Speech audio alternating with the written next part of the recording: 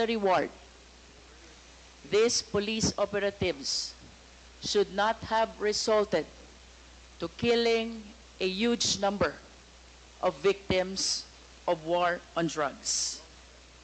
Beg to disagree with your premise, ma'am.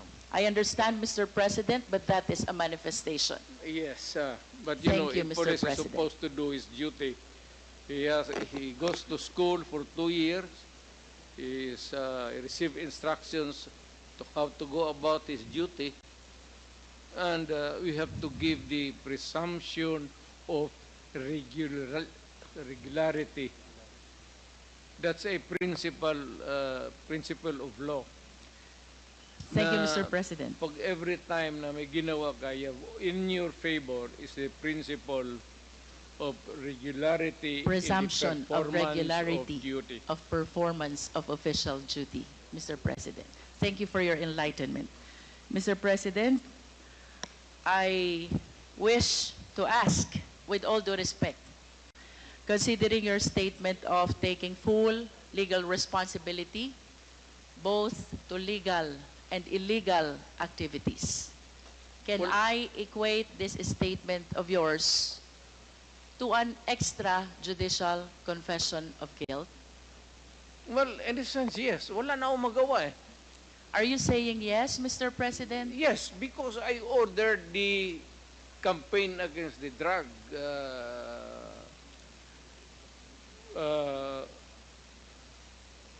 syndicates. At kung anong ginawa nila, whether illegal or not, it was ako ang nag-utos.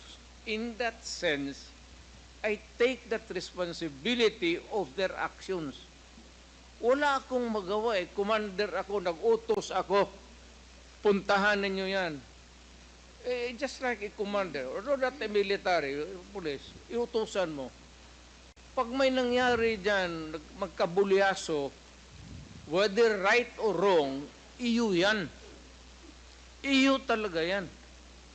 Kung hindi ka naman bobo na mayor, hindi mo iwanan yung tao na inutusan mo. Unless yung pumunta doon, inutusan mo mag-operate ng illegal gambling or mga droga, tapos nag-rape, kung anong ginagawa na kabalastugan, ako na mismo ang papatay, hindi na kailangan na hintayin mo pa. Mr. President, earlier, you conformed to my statement that I can equate your statement of taking full legal responsibility as an extrajudicial confession of guilt. You said yes to that. Yeah. No, I'm just reiterating the question, Mr. President. It's not about guilt or a wrong. What I'm saying is that yung lahat ng inutusan ko yung war against drugs, o yung isang platoon dyan o isang batalyon, kung ano yung ginagawa nila, I take full responsibility for that.